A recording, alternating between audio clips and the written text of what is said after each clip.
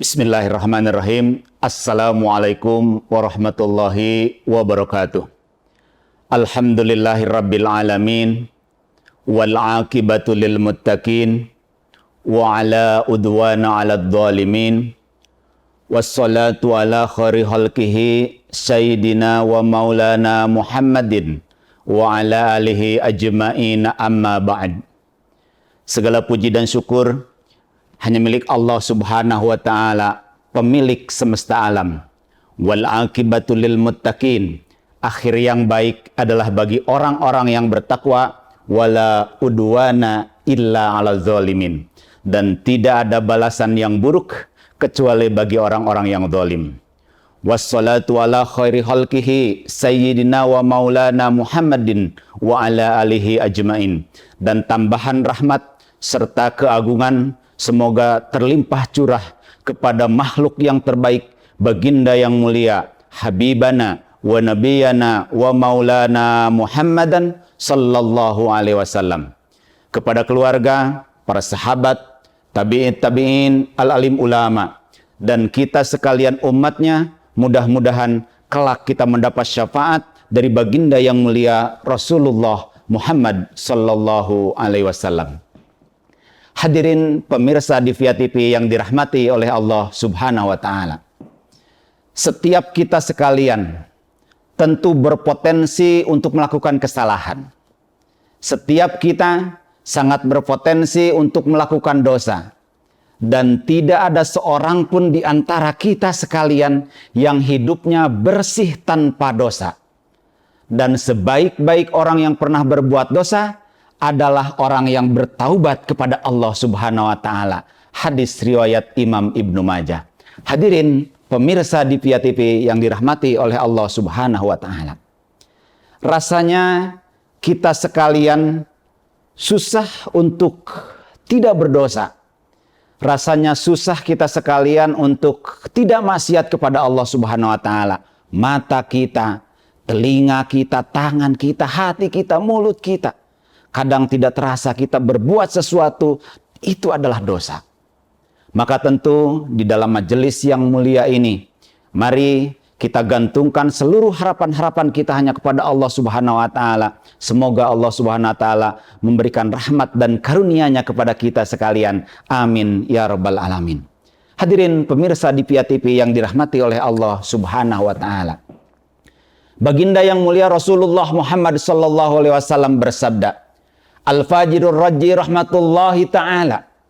Seorang pendosa yang mengharapkan rahmat Allah Subhanahu wa ta'ala, akrabu ilallahi ta'ala. Lebih akrab, lebih dekat dengan Allah Subhanahu wa ta'ala minal abidil muknit.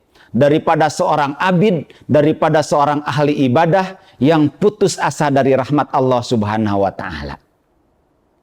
Hadirin yang saya hormati, ada sebuah kisah yang berhubungan atau berkaitan dengan hadis ini, yaitu ada seorang kisah bahwa seorang mayit dibuang di tempat sampah. Dan kisah ini adalah terdapat di dalam kitab Al-Mawa'iz Al-Usburiyah. Wa'ala hada hikayah. Ada sebuah hikayah. Anna rajulam mata ala ahdi Musa alaihi salatu wassalam. Bahwa ada seorang laki-laki yang fasik yang mati pada zaman Nabi Musa alaihi salatu wassalam. Fakarihan nas. Di mana pada saat itu fakarihan nas, orang-orang itu enggan. Orang-orang itu tidak mau ghuslahu, memandikan mayatnya, mayat si laki-laki ini. Wadafnahu li fiskihi. Dan orang-orang atau penduduk ini tidak mau menguburkan jenazahnya karena kefasikan daripada orang ini. Fa'akhaduhu. Kemudian mereka mengegang kakinya, birijlihi. Kemudian mereka menyeretnya, fatorohuhu. Kemudian mereka membuangnya, fil mazbalati, ke tempat sampah. Mayat ini dibuang ke tempat sampah karena memang orang ini adalah sampah masyarakat. Saking ngewanya siga nama masyarakat ka ieu jalma. Fa'auhallahu ta'ala ila Musa alaihi salatu wassalam. Kemudian Allah Subhanahu wa ta'ala memberikan wahyu kepada baginda Nabi Musa alaihi salatu wassalam. Wahai Musa, ada seorang laki-laki yang mati di sebuah perkampungan dan mayatnya dibuang di tempat sampah. Fadhab anta, pergilah engkau Musa, fagsilhu, mandikanlah mayat itu, wakafinhu, kapani mayat itu, wasalli alaihi walbanhu. Kemudian solatilah mayat itu dan kuburkanlah ia secara terhormat. Perintah Allah Subhanahu wa taala. Kemudian baginda yang mulia Nabi Musa alaihissalam pergi ke kampung tersebut dan bertanya kepada salah satu penduduk tentang mayit itu. Faqalu lahu mata rajulun fi sifatin kadza wa kadza. Laki-laki itu telah mati dalam keadaan demikian-demikian. Wa innahu kana fasikan mu'linan. Sesungguhnya wa innahu kana fasikan mu'linan. Sesungguhnya orang ini adalah orang yang fasikon mu'linan dan mu'linan dan terlaknat, kata penduduk itu. Kemudian Nabi Musa alaihissalam bertanya lagi kepada orang ini, di manakah tempat mayitnya? Allah Subhanahu wa taala telah memberi wahyu untuk mengurus mayat daripada laki-laki tersebut. Kemudian hadirin yang saya hormati, penduduk itu mengantarkan Nabi Musa untuk ke tempat mayit itu. Dan betul saja mayit laki-laki itu ada di tempat sampah. Kemudian Nabi Musa bermunajat kepada Allah Subhanahu wa taala, ya Allah ya Rabbana, Engkau memerintahkanku untuk mengubur, untuk mensolati dan mengurus mayat laki-laki itu. Sedangkan orang-orang di sekitar ini memberikan kesaksian tentang keburukan dan kefasikan daripada orang ini. Engkau adalah zat yang lebih tahu daripada mereka perihal memuji dan merendahkan ya Allah ya Rabbana. Mendengar daripada munajat ini, Allah Subhanahu wa taala berfirman, ya Musa, wahai Musa, sadaqa qaumuhu, benar apa yang telah dikatakan kaum itu. Benar apa yang telah dikatakan penduduk itu, fima haqau anhu min syu'i a'malihi. Bahwa benar yang telah dikatakan oleh penduduk itu tentang keburukan amaliyah perbuatan laki-laki ini. Ghairu annahu tashfa'a. Hanya saja laki-laki ini meminta syafaatku. Ila inda wafatihi bisalasati asya'a. Pada waktu wafatnya, laki-laki itu meminta kepadaku 3 hal. Andai saja 3 hal ini semua orang yang berlumur dosa memintanya kepadaku, pasti aku akan mengabulkannya. Wa qala Musa. Kemudian Nabi Musa bertanya, ya Rabbi wa ma salasatun? Ya Allah ya Rabbi, apa yang 3 hal tersebut? Allah Subhanahu wa taala menjawab, saat laki-laki ini mau menemui ajalnya, lelaki ini bermunajat kepadaku, ya Allah ya Rabbana, Engkau maha tahu tentang kepribadianku. Engkau maha tahu gunungan dosaku ya Allah ya Rabbana. Tapi aku yakin Engkau pasti tahu isi hatiku ya Allah. Setiap saya melakukan dosa, sebenarnya hati saya berontak. Saya ingin bertobat, tapi selalu gagal.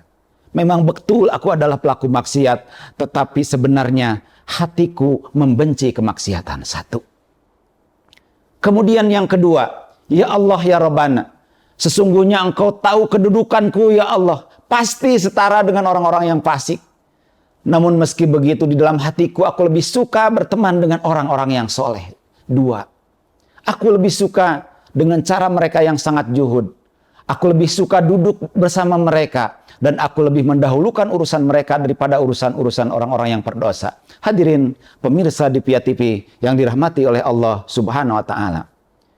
Kemudian yang ketiga, laki-laki ini bermunajat kepada Allah Subhanahu wa taala sebelum ajalnya. Laki-laki ini bermunajat kepada Allah Subhanahu wa taala, ya Allah ya Rabbana, Engkau pasti maha tahu isi hatiku, bahwa orang-orang soleh itu lebih aku cintai daripada orang-orang yang fasik.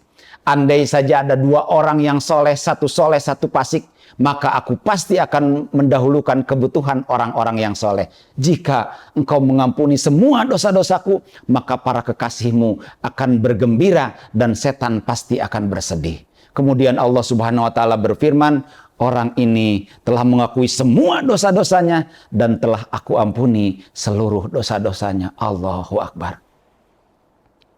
Begitu besar ampunan Allah Subhanahu wa taala, hadirin yang saya hormati, bagi semua makhluk yang mengakui atas segala dosa-dosanya. Dan semua ampunan itu adalah terjadi di luar bulan Ramadan. Apalagi di bulan Ramadan, bulan yang penuh berkah, bulan yang penuh ampunan, bulan yang dilipat gandakan amal kebaikan kita sampai 10 kali, sampai 70 kali, bahkan sampai 700 kali. Ramadan adalah bulan pembakaran. Semua dosa-dosa kita dibakar di bulan Ramadan. Semua kesalahan-kesalahan kita dibakar di bulan Ramadan. Maka tentu pesannya adalah mari kita manfaatkan Ramadan ini dengan sebaik-baiknya. Hadirin pemirsa di Pia TV yang dirahmati oleh Allah Subhanahu wa taala. Mengapa Allah Subhanahu wa taala mengobrol ampunan dan kemurahan itu? Ibnu Athaillah di dalam kitabnya beliau menerangkan dengan kalimat-kalimat yang sangat indah. Allah tahu kamu adalah manusia yang lemah. Allah tahu bahwa kita sekalian ini adalah makhluk yang lemah. Maka Allah tidak membutuhkan banyak-banyak ibadah dari kita. Maka Allah tidak membutuhkan ibadah yang banyak-banyak dari kamu. Dan Allah tahu kamu butuh ampunan. Allah tahu kita butuh kasih, kita butuh rahmat. Kita butuh magfirah, kita butuh karunia. Dan karunia itu dilipat gandakan. Maka jangan mengulang kebodohan seperti Ramadan tahun lalu. Oleh karena itu, maksimalkanlah bulan Ramadan tahun ini. Hadirin pemirsa di Pia TV yang dirahmati oleh Allah Subhanahu wa taala. Obralan kemurahan Allah Subhanahu wa taala akan tercurah lebih deras lagi kepada kita sekalian jika kita dalam Ramadan ini mengobrol maaf kita juga kepada orang lain. Jika kita sekalian mengobrol maaf kepada orang yang menzalimi kita. Jika kita mengobrol maaf kita kepada semua orang yang telah menyakiti hati kita. Dan kita sekalian mengobrol harta kita untuk senantiasa sedekah di bulan Ramadan.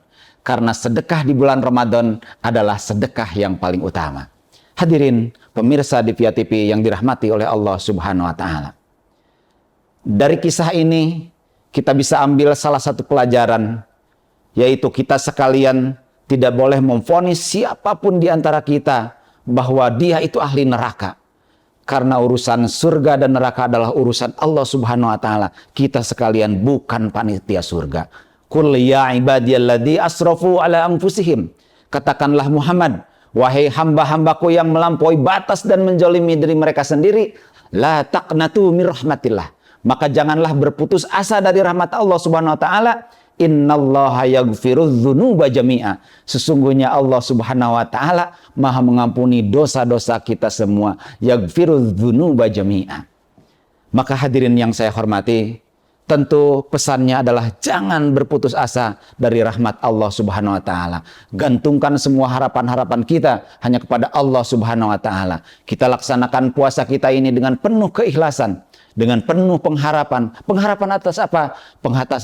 Pengharapan atas rahmat dan maghfirah dari Allah Subhanahu wa taala agar kita dapat memaksimalkan Ramadan tahun ini, dan tentu saja semoga Allah Subhanahu wa taala mengampuni dosa-dosa kita sekalian jami'an seluruhnya. Amin ya rabbal alamin. Terakhir, mari kita berdoa ke hadirat Allah Subhanahu wa taala. Allahumma salli ala sayyidina Muhammad fil awalin wal akhirin wa ala alihi wa sahbihi wa barik wa sallim ajma'in. Amin ya rabbal alamin. Alhamdulillahi rabbil alamin. Assalatu wassalamu ala sayyidina wa maulana Muhammadin. Ya Allah ya Rabbana, berikanlah kekuatan kepada kami ya Allah, agar kami dapat menjadikan Ramadan ini Ramadan yang terbaik. Ramadan yang mengantarkan kami kepada puncak ketakwaan. Ramadan yang akan menghapus segala dosa dan kesalahan-kesalahan kami ya Allah ya Rabbana. Jadikan puasa kami sebagaimana puasa orang-orang yang berpuasa sebelumnya. Salat kami di dalamnya sebagaimana orang salat yang salat sebelumnya. Rizkikan kepada kami ya Allah Lailatul Qadar. Rizkikanlah kepada kami ya Allah keutamaan Lailatul Qadar. Rizkikan kepada kami ya Allah keutamaan Lailatul Qadar. Ubahlah perkara-perkara kami yang sulit menjadi perkara yang mudah ya Allah. Hanya kepadamu kami mohon pertolongan, dan Engkau adalah sebaik-baik penolong. Allahumma innaka afuwun tuhibbul afwa fa'fu anna. Allahumma innaka afuwun tuhibbul afwa fa'fu anna ya karim. Rabbana atina fid dunya hasanah wa fil akhirati hasanah wa qina adzabannar. Subhana rabbika rabbil izzati amma yasifun wa salamun alal mursalin walhamdulillahi rabbil alamin. Demikian yang dapat saya sampaikan. Mudah-mudahan ada manfaatnya khusus untuk al-fakir, umumnya untuk jamaah sekalian. Aqulu qouli hadza wastaghfir innahu huwal ghafurur rahim. Wassalamualaikum warahmatullahi wabarakatuh.